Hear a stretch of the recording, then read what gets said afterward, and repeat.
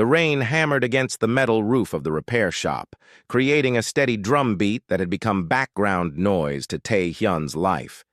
He sat hunched over a broken mining drone, his hands black with grease, his eyes tired from another long day of work that barely paid the bills.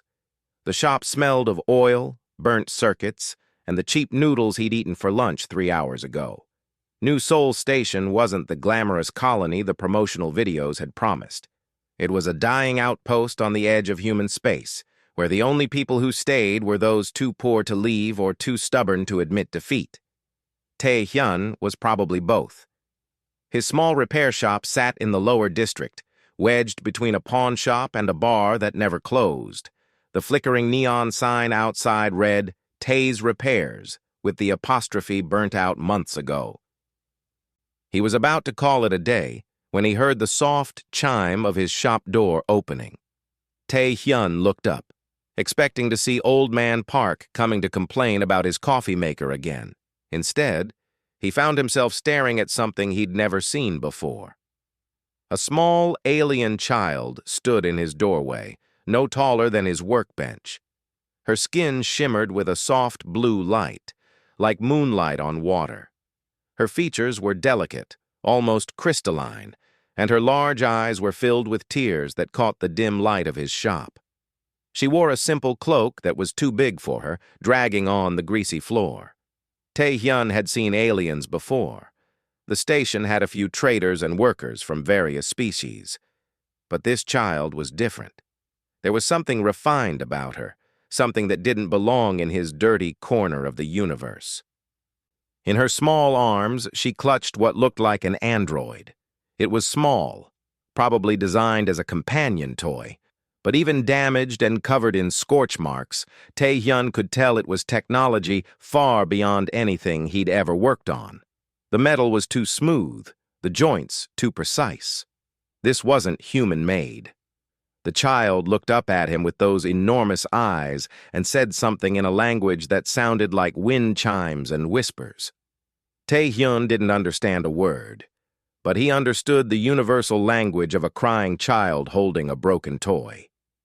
He stood slowly, wiping his hands on his already filthy work pants. He pointed at the android, then at his workbench, raising his eyebrows in question. The child nodded eagerly, fresh tears spilling down her luminescent cheeks. She carefully placed the android on his workbench and stepped back, watching him with desperate hope. Tae-hyun pulled his work light closer and began to examine the android. The damage was severe. Whatever had happened had nearly destroyed it. Burn marks scarred the chest plate, several limbs hung at wrong angles, and when he carefully opened the access panel, he found melted circuits and destroyed components he couldn't even identify. He looked at the child and shook his head slowly, trying to convey that this might be impossible. But her face crumpled, and she made a sound so heartbroken that Tae-hyun felt it in his chest. She whispered something that sounded like a name, over and over, touching the android's damaged face with her small fingers. Tae-hyun sighed. He was going to regret this. He held up one finger, telling her to wait, and turned back to the android. He'd try. He couldn't promise anything, but he'd try. The work was unlike anything he'd attempted before. The alien technology was sophisticated beyond his experience, but the basic principles were the same. Power needed to flow, circuits needed to connect, joints needed to move. He worked through the night, the child sitting quietly in the corner, never leaving, never complaining. He couldn't replace the alien components he didn't understand, so he improvised. Where delicate alien circuits had melted, he bridged them with human-made alternatives. Where sophisticated power regulators had failed, he installed simpler human versions. It was like performing surgery with kitchen tools, but slowly, impossibly, the android began to look whole again. Dawn light was creeping through the grimy windows when Tae-hyun made the final connection. His hands shook from exhaustion and too much coffee. The child had fallen asleep in the corner, her head resting on her arms, but she jerked awake the moment he stepped back from the workbench. Tae-hyun pressed the power button, not knowing what to expect. For a long moment, nothing happened. Then, with a soft hum, the android's eyes began to glow. Its head turned slowly, taking in its surroundings. It looked down at itself, at the mismatched repairs and human components grafted onto its alien frame. The child gasped and rushed forward. The android turned to her and spoke in that same wind chime language. The child threw her arms around it, sobbing with joy. The android hugged her back gently. Its movements smooth despite Tae-hyun's rough repairs. Tae-hyun smiled, exhaustion washing over him. He didn't need to understand their language to know he'd done something good. The child turned to him, her face radiant with happiness. She reached into her cloak and pulled out a small, crystalline object, no bigger than a coin. She pressed it into his grease-stained hand and closed his fingers around it. Before he could react, she took the android's hand and ran out of the shop. Tae-hyun stood there, holding the mysterious crystal, watching the empty doorway. The rain had stopped. Morning light filled his shabby shop, making even the grease stains look golden. He looked down at the crystal in his palm. It was beautiful, probably valuable, but he had no idea what it was or who that child had been. Just another strange encounter in a strange universe. He slipped it into his pocket and turned back to his regular work. The mining drone still needed fixing, and rent was due next week. Tae-hyun had no idea that his simple act of kindness had just changed the course of galactic history. 2 weeks passed like any other in Tae-hyun's life. He fixed broken equipment, argued with customers about prices, and ate cheap noodles for most meals. The strange encounter with the alien child had faded into memory, though he sometimes touched the crystal in his pocket and wondered about her. Everything changed on a Tuesday morning. Tae-hyun was replacing a power cell in a handheld scanner when the emergency sirens began to wail. His first thought was another meteor shower or a station malfunction. But then the announcement came through every speaker on the station, the administrator's voice tight with barely controlled panic. All residents remain calm. Unknown vessels have entered orbit. This is not a drill. Repeat, this is not a drill. Tae-hyun stepped outside his shop and looked up through the massive viewport that formed the ceiling of the lower district. His breath caught in his throat. Ships hung in space above the station, but calling them ships felt like calling an ocean a puddle. They were massive beyond comprehension, elegant and deadly, their hulls gleaming with a soft blue light that reminded him of the child's skin. People poured into the streets, pointing and shouting. Fear rippled through the crowd like electricity. These weren't human ships. These weren't any ships anyone on the station recognized. Within an hour, station security was going door to door in the lower district. When they reached Tae-hyun's shop, 4 guards in full armor stood at his door. The lead guard, a woman named Officer Kim that he'd seen around the station, looked at him with an expression he couldn't read. "Tae-hyun?"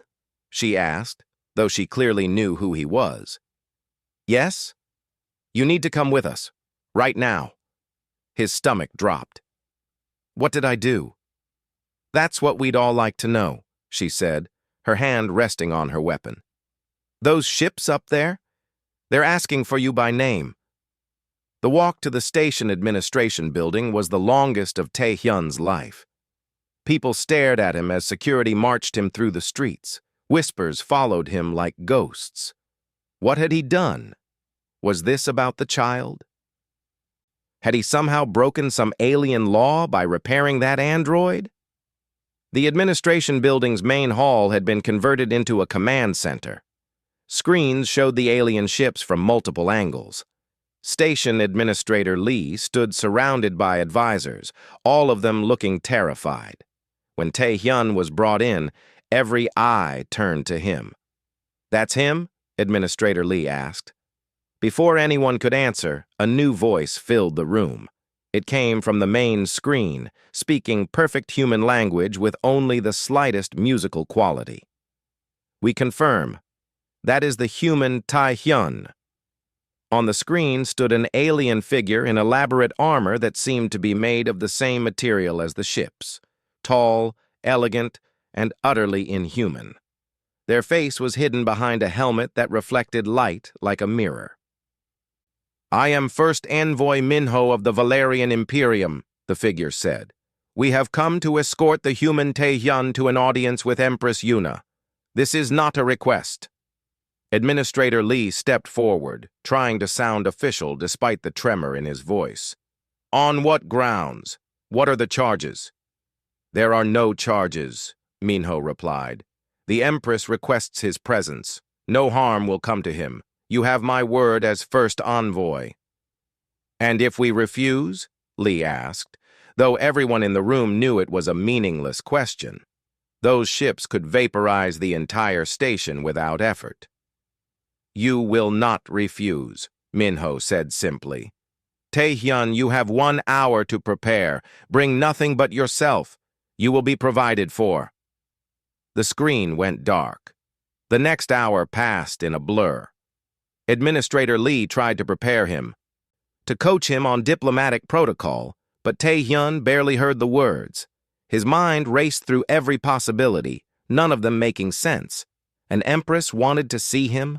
Why? The only unusual thing he'd done recently was repair that android for the strange child. When the hour ended, a small shuttle descended from one of the massive ships. It landed in the station's main docking bay, and Tae-hyun was escorted there by what felt like half the station's security force. The entire population seemed to have gathered to watch, pressing against barriers, their faces filled with fear and curiosity. The shuttle door opened, and 2 Valerian guards emerged. They were tall, their armor gleaming, their movements precise. They bowed slightly to Tae-hyun, which surprised everyone present. "Please come with us," one said in perfect human language. "You are an honored guest of the Imperium." The flight to the flagship was brief but overwhelming. The shuttle's interior was beautiful in a way that made Tae-hyun feel like he was tracking dirt through a museum. The guards treated him with careful courtesy, offering him water and a seat by the window where he could watch the station shrink behind them. The flagship grew larger as they approached, and larger still, until it filled the entire view. They docked in a bay that could have held a dozen stations like New Seoul.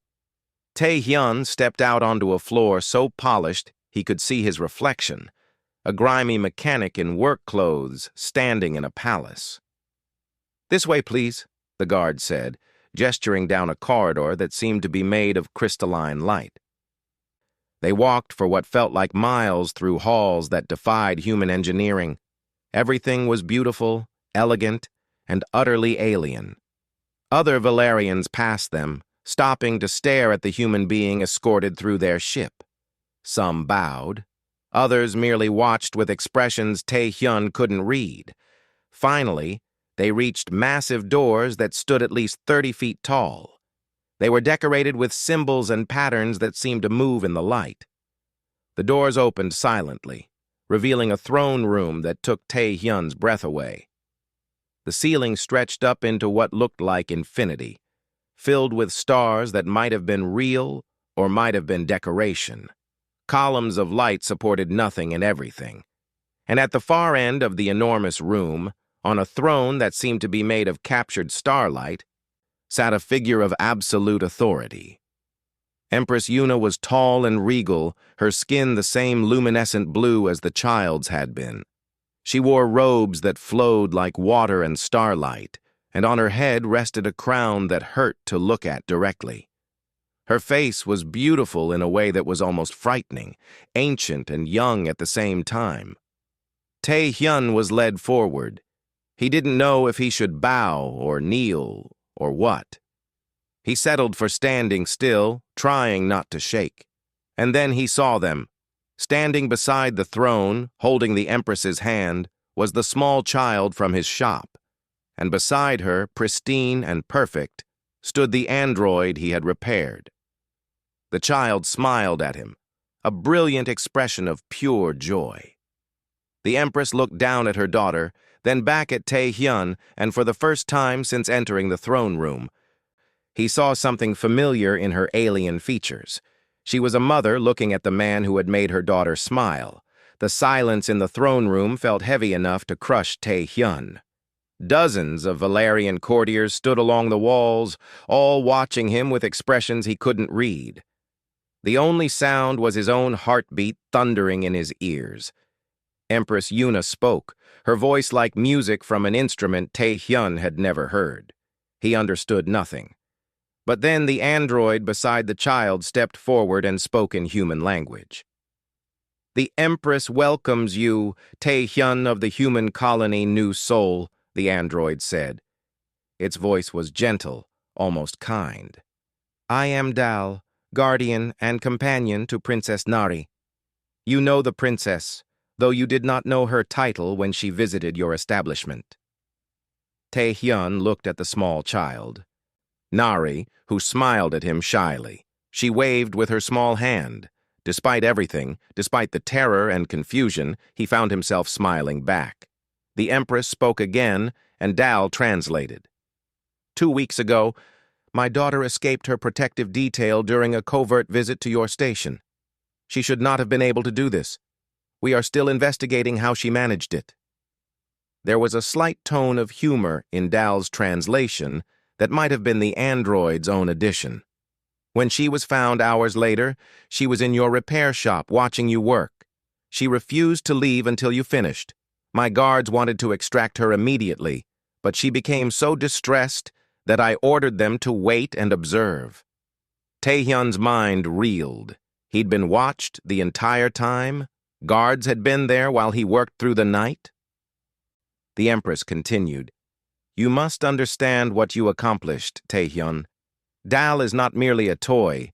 Dal was built by my late husband, Emperor Junwoo, before his death 3 years ago. Dal contains memory cores with recordings of my husband's voice, his image, his teachings for our daughter.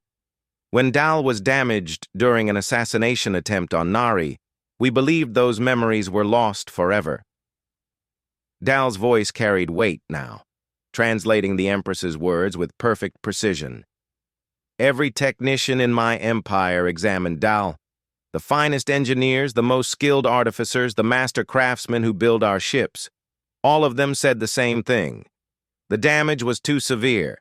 The memory cores were too delicate. Any attempt to repair Dal would destroy what remained of my husband's voice." The Empress stood from her throne. Even from across the vast room, Tae-hyun could see tears glittering in her eyes. She descended the steps slowly, with Nari holding her hand, until she stood directly before him. This close he could see she was tall, perhaps 7 feet. But her grief was human-sized and unmistakable. "I had accepted this loss," Dal translated as the Empress spoke. "I told my daughter that her father's voice lived in our hearts. That memory was enough. But a child should not have to lose her father's voice so young. I mourned this second death of my beloved." The Empress placed her hand on Dal's shoulder. The android looked at her with what seemed like genuine affection. "Then my daughter, clever and determined like her father, slipped away from her guards. She found a human mechanic in a dirty shop on a failing station. She could not speak his language. She had nothing to offer him. She was just a crying child with a broken toy." Nari stepped forward and took Tae-hyun's hand. She spoke in her wind chime language, and Dal translated. "Thank you for being kind when you didn't have to be. Thank you for trying when everyone else said it was impossible." The Empress knelt, bringing herself closer to Tae-hyun's height, which was both remarkable and terrifying. An Empress kneeling before a mechanic. "You did what an empire could not," she said through Dal. "You gave my daughter her father's voice back. Last night, Nari heard her father tell her a bedtime story for the first time in 3 years. This morning, Dal played a recording of Junwoo teaching Nari to count in our ancient language. These moments I thought were lost forever. You have restored. She stood and gestured widely. Name your reward. Wealth? Territory? A noble title? I offer you a governorship of an entire sector. I offer you technology beyond human dreams. I offer you anything within my power to give. Tae-hyun found his voice, though it came out rough. I don't want anything. I just fixed a toy for a sad kid. Anyone would have done the same. The translation caused a ripple through the court. Whispers echoed in the vast space. The Empress's eyes widened slightly. You refuse? Dal translated, and there was definitely surprise in the android's voice now. I'm not refusing to be rude, Tae-hyun said quickly. I'm honored, really, but I didn't do it for a reward. I did it because she was crying, and I could maybe help, that's all. More whispers. One courtier stepped forward, looking outraged, and spoke rapidly to the Empress. Dal didn't translate, but Tae-hyun could guess. In their culture, refusing an Empress's gift was probably a terrible insult. But the Empress held up one hand, silencing the court. She looked at Tae-hyun for a long moment, and he saw something shift in her expression. Understanding, perhaps, or recognition. You are genuine, she said through Dal. In a galaxy full of those who would leverage any advantage, who would use my grief as currency for gain, you ask for nothing. This is either the behavior of a fool or a truly good soul. I do not believe you are a fool. She turned to the court and spoke loudly, her voice carrying authority that needed no translation. Dal provided the words anyway. I declare Tae-hyun a friend of the crown, a title given only thrice before in the history of our empire. He is under the protection of the imperial house. Any who harm him harm the Empress herself. Any who honor him honor me. She removed a ring from her finger, a simple band that glowed with soft blue light. She took Tae-hyun's hand and placed the ring on his finger. It adjusted itself to fit perfectly. This ring will identify you anywhere in the Imperium. You will be granted safe passage, assistance, and respect. This is not a reward you can refuse, Tae-hyun. It is a fact. You are now and forever a friend of my house. Nari hugged him suddenly, wrapping her small arms around his waist. She said something in her language that sounded like friend. Dal placed one metallic hand on Tae-hyun's shoulder and spoke without translating for the Empress. You have given me back my purpose and my memories. I will not forget this kindness. Hours later, Tae-hyun was returned to New Seoul Station in the same shuttle, his head spinning. The ring on his finger felt no heavier than any other ring, but he understood it weighed more than anything he'd ever carried. When he stepped out of the shuttle, the entire station had gathered again. Administrator Lee rushed forward, desperate for information. What happened? What did they want? Are we in danger? Tae-hyun looked at the ring on his finger, at the massive ship still hanging in orbit, at the faces of his neighbors and fellow colonists staring at him with fear and hope. I think, he said slowly, I just became important, and I have no idea what that means. The Valerian ships departed that night, vanishing into the darkness between stars. But Tae-hyun's simple life had departed with them, and he suspected it was never coming back. 3 months after the Valerian ships departed, Tae-hyun's life had become unrecognizable. His small repair shop, once struggling to make rent, now had a line of customers every morning. Everyone suddenly needed something fixed. Everyone wanted to meet the man who was friends with an alien empress. Tae-hyun tried to maintain normalcy. He still fixed mining equipment and personal devices. He still ate cheap noodles and worked late into the night. But normal was gone, and it wasn't coming back. The first corporation arrived within a week of the Valerians' departure. They called themselves Stellar Dynamics, and they offered Tae-hyun 10 million credits for his shop and his consulting services. When he refused, they smiled and left. The second corporation offered 20 million. The third offered a percentage of their entire operation. "You don't understand," the executive from Helios Industries said, leaning across Tae-hyun's cluttered desk. "You have access to the Valerian Imperium. Do you know what their technology is worth? One ship drive could revolutionize human space travel. One weapon system could change the balance of power in the galaxy." "I fixed a toy," Tae-hyun said for what felt like the 100th time. "I don't have access to anything." "But you could," the executive pressed. "That ring on your finger opens doors. Work with us. Everyone benefits." When Tae-hyun refused again, the executive's smile became cold. "Think carefully about who your friends are, Mr. Tae-hyun. The galaxy is a dangerous place for those without powerful allies."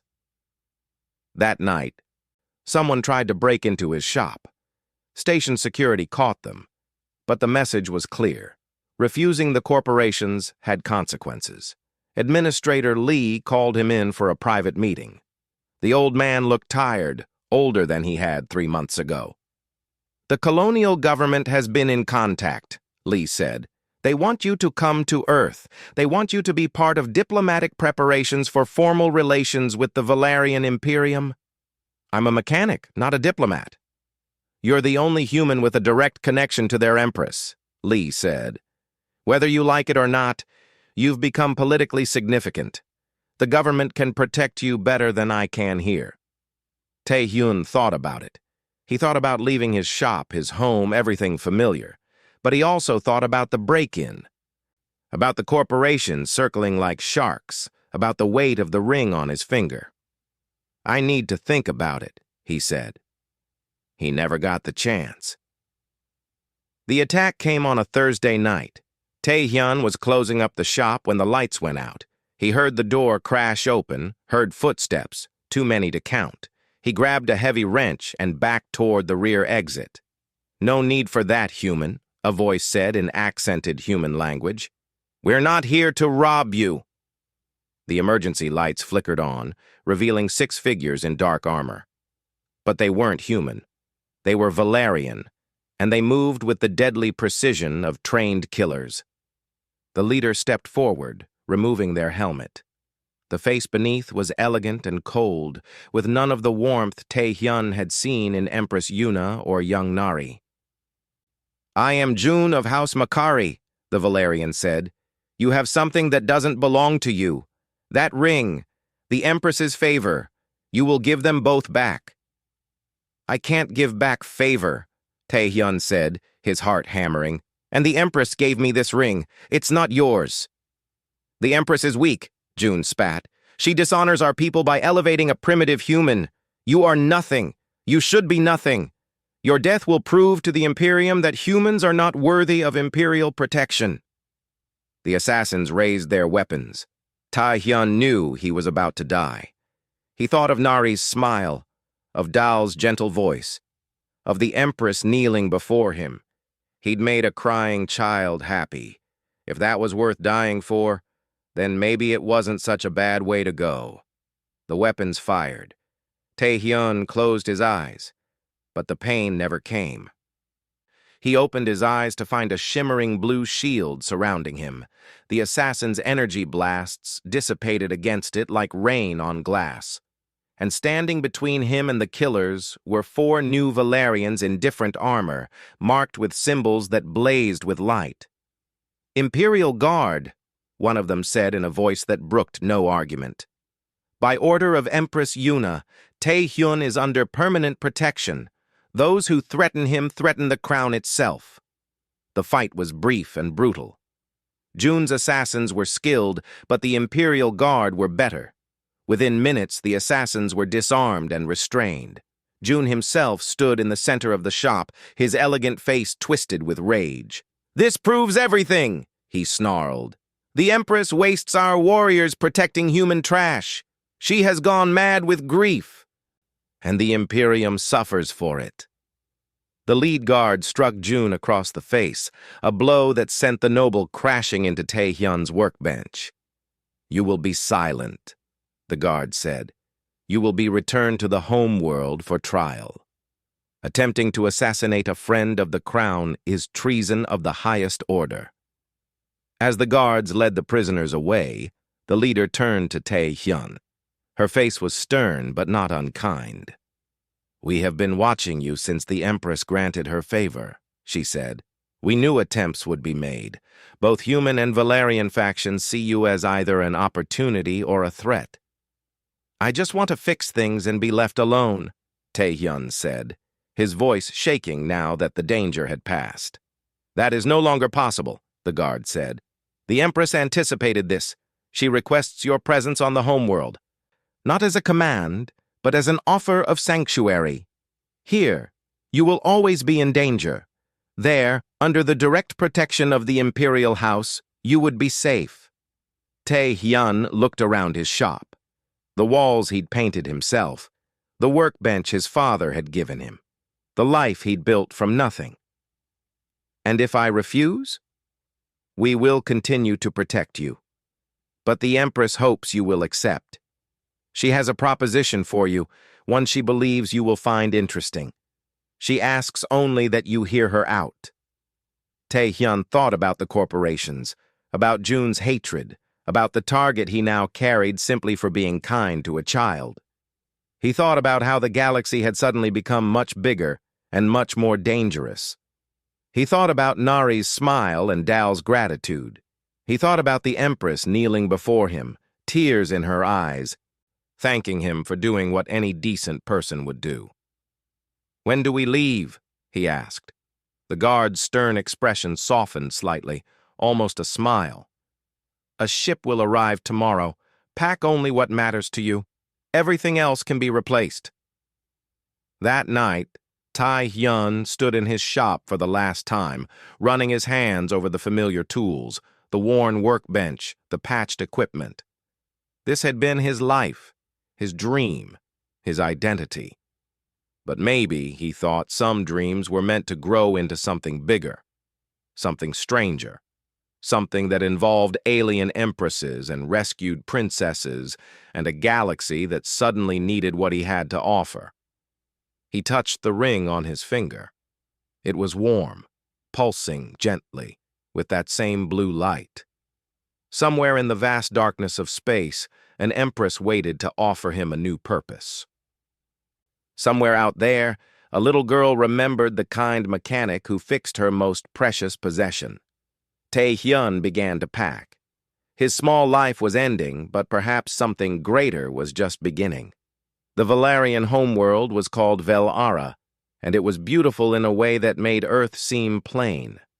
Crystal spires reached toward 3 moons. Cities of light sprawled across continents covered in forests that glowed softly in the darkness. The sky itself seemed alive with colors Tae-hyun had no names for. The Imperial Palace sat on a mountain that touched the clouds. When Tae-hyun's transport landed in the gardens, Nari was waiting for him with Dal at her side. She ran to him, chattering in her language, and Dal translated. "Princess Nari says she has missed you. She has been practicing human words to greet you properly." The android paused. "She would like to try now." Nari took a deep breath and spoke carefully in human language. "Hello, friend Tae-hyun. Welcome home." Tae-hyun felt tears prick his eyes. He knelt down to her level. "Hello, Nari. It's good to see you again." Empress Yuna appeared on a balcony above, wearing simpler robes than before, but no less regal. She descended stairs that seemed carved from solid light, and when she reached them, she placed one hand on her daughter's head, affectionately. "Thank you for coming," she said, and Tae-hyun realized she was speaking human language herself now, with only a slight accent. "I have been learning your tongue. It seems appropriate if we are to work together." "Work together?" Tae-hyun asked. "Walk with me," she said. "There is much to discuss." They walked through gardens where impossible flowers bloomed. Nari held both their hands, swinging between them like any happy child. Dal followed at a respectful distance. "Jun's attempt on your life was not an isolated incident," Yuna said. There are factions within my empire who believe I have grown weak, grief-stricken. They say I dishonor my late husband's memory by showing favor to humans. I'm sorry, Taehyun said. I never meant to cause problems. You caused no problems. You revealed problems that already existed. She stopped beside a fountain that flowed upward instead of down. For centuries, the Valerian Imperium has stood apart from other species.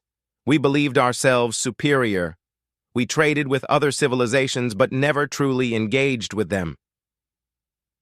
Never truly saw them as equals. My husband, Junwoo, wanted to change that. He believed isolation made us stagnant. He believed other species had value beyond their utility to us. She smiled sadly. It is one of many reasons I loved him. But he died before he could make those changes, and I was left to rule alone with a young daughter and a court full of traditionalists. Nari tugged on her mother's hand, and Yuna picked her up, holding her close. Then you appeared, Yuna continued, a human mechanic with no agenda, no political aspirations, no desire for gain. You saw a crying child and you helped her. Not because of who she was or what you could get, but because it was the right thing to do. It was just a toy, Taehyun said, uncomfortable with her intensity. It was my husband's voice. It was my daughter's connection to her father. It was irreplaceable, and you replaced it. She set Nari down and faced Taehyun fully. You are proof that my husband was right, that other species, humans especially, have something we Valerians have lost in our centuries of power. What's that? Compassion without calculation. The ability to help someone simply because they need help, without wondering what you'll gain. She gestured broadly. I want you to be my liaison to humanity. Not a diplomat in the traditional sense, but a bridge. A living example of what cooperation between our species could accomplish. Taehyun's head spun. I don't know anything about politics or diplomacy. Good. I have advisors for politics and diplomacy. What I need is someone who represents the best of humanity. Someone genuine. Before he could respond, First Envoy Minho appeared, moving quickly. His expression was grave. Your Majesty, the Galactic Council has issued a formal challenge. Noble June's house has filed a complaint, claiming your favor toward humans violates established protocols for first contact and species elevation. Yuna's expression hardened. When? The hearing is in 3 days, on the Council homeworld. Your presence is requested and... Minho glanced at Taehyun. His. The Galactic Council was older than most civilizations. Their chamber was a massive sphere where representatives from 40 different species floated in designated sections, gravity and atmosphere adjusted for each. At the center, a platform held those called to testify. Taehyun stood on that platform beside Empress Yuna, feeling smaller than he'd ever felt in his life. Thousands of alien beings watched him, their faces ranging from curious to hostile. Translation devices hummed, rendering speech into dozens of languages simultaneously. A being that looked like living crystal spoke first. Empress Yuna, you stand accused of granting unprecedented favor to a primitive species. The human Taehyun has been elevated beyond established protocols. Explain yourself.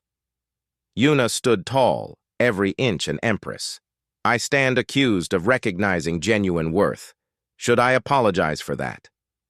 You have granted a human the title Friend of the Crown, another representative said, this one resembling a pillar of smoke. This title places him above many of our own species in diplomatic precedence. What makes humans worthy of such status? Ask him yourself, Yuna said, stepping aside. All eyes turned to Taehyun. He wanted to run. He wanted to be back in his shop, fixing simple machines, living his simple life. But Nari was watching from the gallery with Dal. The Empress had placed her trust in him. And somewhere in this chamber were species who needed to understand that humans weren't looking to dominate or conquer. They were just trying to survive, and maybe help others along the way. Tae-hyun took a breath and spoke. I'm nobody special. I'm a mechanic from a failing colony. 3 months ago, a kid came into my shop with a broken toy. She was crying. I didn't know she was a princess. I didn't know the toy was important. I just knew she was sad, and maybe I could help. So you seek to claim nobility through accident? Someone challenged.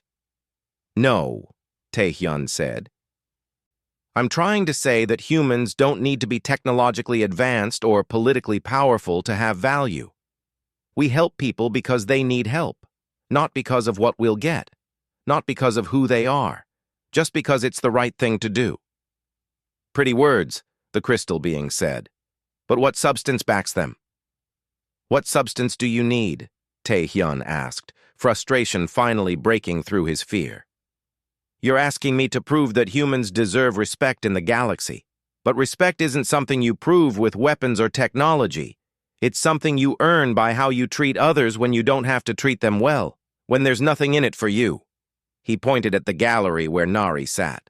That little girl means the world to her mother. An entire empire couldn't fix what was broken. I did it because she asked me to, with tears in her eyes and hope in her heart. If that's not enough to earn basic decency from this council, then maybe the problem isn't with humans. Silence fell over the chamber.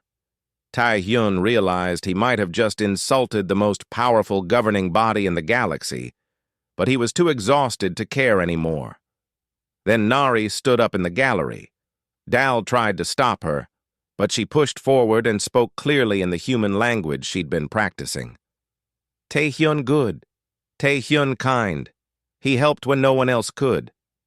She switched to her own language, and Dal translated.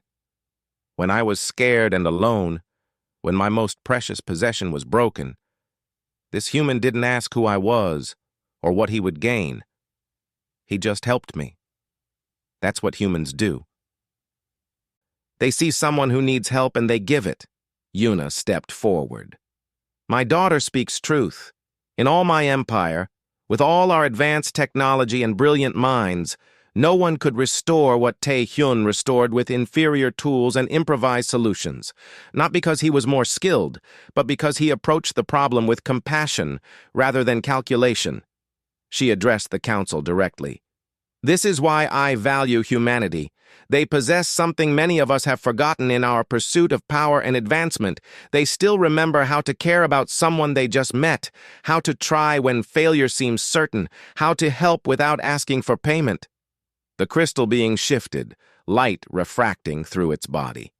These are children's virtues. How do they serve in the real galaxy? Children's virtues? Tae-hyun spoke up again. Maybe that's exactly what the galaxy needs. You're all so focused on being powerful and advanced that you've forgotten how to be kind. How to help someone just because they need it. Humans aren't perfect, but at least we still try to be decent to each other. More silence. Then, from the back of the chamber, a representative Tae-hyun hadn't heard speak stood. They resembled a flowing river given form. I move to withdraw the challenge.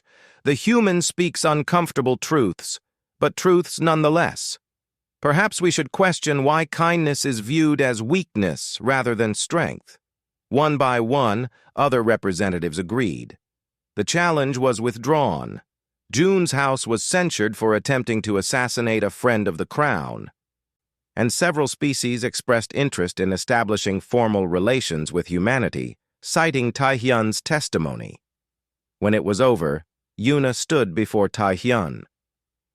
You have changed the galaxy's view of humanity in a single afternoon. Do you understand what you've done? I told the truth, Tae-hyun said. That's all I know how to do. Yuna smiled. That is precisely why you are valuable. 6 months later, Tae-hyun stood in his repair shop. Not the old one on New Seoul Station, but a new one on Velara. Humans and Valerians came to him now, sometimes for repairs, sometimes just to talk. He'd become a symbol of cooperation between species, though he still thought of himself as just a mechanic. Nari visited him every day after her lessons. She was learning human engineering now, sitting at his workbench while he taught her how to fix simple things. Dal watched over them both, the android's presence a constant reminder of how everything had changed. And sometimes, late at night, Empress Yuna would visit. She would sit in his simple shop, free from the weight of her crown, and they would talk about engineering and children and loss and hope. "Do you ever regret it?" she asked him one evening. "Helping Nari that day? Your life would be much simpler if you hadn't." Tai Hyun looked at Nari, asleep with her head on his workbench, tools scattered around her. He looked at Dal, standing guard. He looked at the ring on his finger and the galaxy beyond his shop window. "Not even for a second," he said. "Sometimes the right thing to do is the simplest thing. Help someone who needs help. Everything else just follows from there." Yuna smiled, and in that moment, she wasn't an empress. She was just a grateful mother whose daughter had found a friend. And Tae-hyun was just a mechanic who had fixed a broken toy for a crying child, and in doing so had shown the galaxy that humanity's greatest strength wasn't technology or warfare. It was simply knowing how to care.